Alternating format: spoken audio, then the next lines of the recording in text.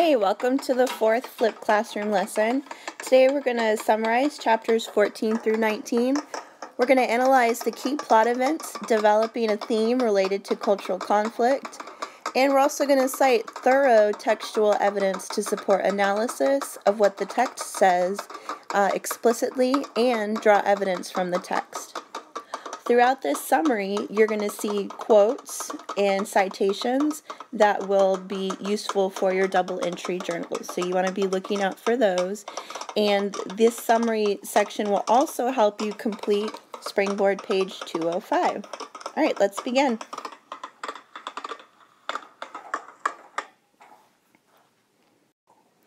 In chapter 14, Uchendu, who's the uncle of Okonkwo on his mother's side, receives him and loans him yams needs to get started. Once farming season arrives, Okonkwo works hard, but obviously with less enthusiasm. He's worked hard all of his life, but now his dream to become one of the lords of the clan is not possible. Uchendu perceives Okonkwo's disappointment. He waits to speak until after his son's wedding. The next day, Uchendu gets all the family together. Once the family is all together, he gives them a lesson in their language. He talks about the meaning of the word Nika, which means mother is supreme.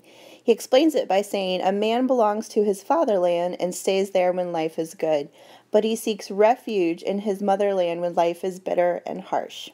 Uchendu advises Okonkwo to receive the comfort of the motherland gratefully. Uchendu lost all but one of his 6 wives and buried 22 children. Even so, he says, I did not hang myself, and I am still alive. In his second year of exile, Obierika brings bags of cowries to Okonkwo. You remember that cowries are what they use as currency. He gives him some bad news. The village of Abame has been destroyed after a white man on an iron horse, which is a bicycle, comes to town. An oracle prophesied that he would be followed by others who would bring destruction to Abame, so they killed the man, tied his bicycle to their sacred tree. Weeks later, Abame's market was surrounded, and almost everyone died. Uchendu asked Obierika what the first white man said to the villagers. Obierika says that the villagers did not understand him. Uchendu declares that Abame was foolish to kill a man who said nothing. Okonkwo agrees that the villagers were fools, but he believes that they should have armed themselves. Obierika will continue to bring Okonkwo the money from his yams until Okonkwo returns to Igwedu. His third year of exile, Obierika returns to Mbanta. He has seen Nwoye with Christian missionaries. Most of the converts to Christianity were called Efulefu, and these were men who held no status or titles, similar to Okonkwo's father, who was considered Agbala. This was not a big deal. No one worried about the converts because they were no ones anyway.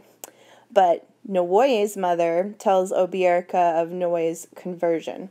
6 missionaries, headed by a white man, traveled to Mbanta, speaking through an interpreter.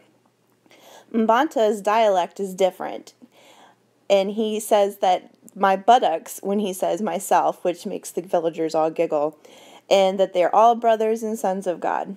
Missionaries try to persuade the villagers to accept the one true God. Villagers laugh at all these beliefs. The missionaries use evangelical songs, and Okonkwo thinks they must be insane, but Nwoye is captivated.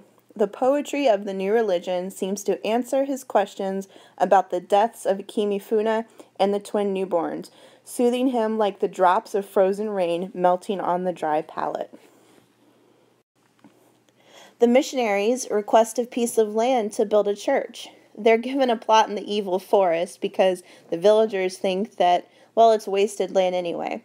But to their amazement, the missionaries accept the offer and rejoice, and they're surprised when nothing bad happens to the missionaries. Because of this, the church soon wins 3 more converts.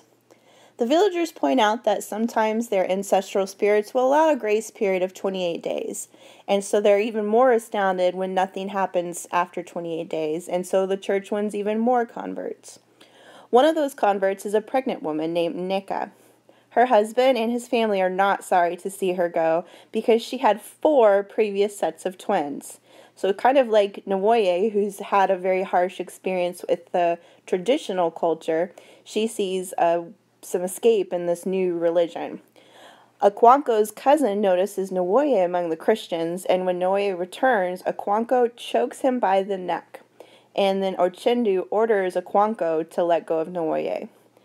So after this, Nwoye leaves his father's compound, travels to school in Amofia to learn reading and writing, and Akwanko wonders how he could ever have fathered such an effeminate, weak son.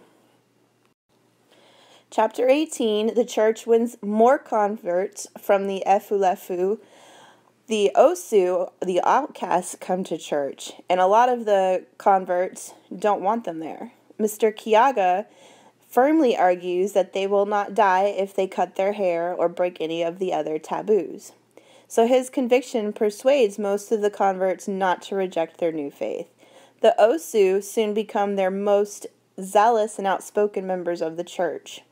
So before, these outcasts, who weren't even accepted by the titleless, worthless men, are now being accepted. So one boasts that he killed the sacred royal python. Akwanko urges Mbanta to drive the Christians out with violence, but rulers and elders decide to ostracize them instead. Akwanko thinks that this is a womanly action by the clan. Later, elders learn that the man who boasted of killing the snake has died of an illness. So the villagers, their faith is restored and their trust in the gods are reaffirmed. And they stop to ostracize the converts.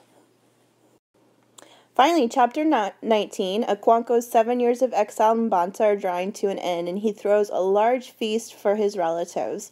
He's grateful for their 7 years of hospitality, but more than that, he regrets missing his chance to improve his status in Mofia. He disagrees with the choices of Mbanta's unmasculine people, but at the feast, one man is surprised by Akwanko's generosity, and another praises his faithfulness in sticking to their bonds of kinship. There is still concern that's discussed about the younger generation, about Christianity winning more followers. And they start to wonder what will become of their families and traditions.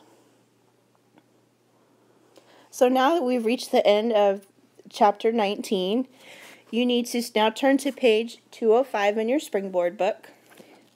Part 2 is where you're going to use the information in the summary to fill out the key events of the chapters, and then you're going to explain why those events are important. Once you finish that, you'll be ready for the classroom portion of this lesson. Thanks, and have a good night. Bye.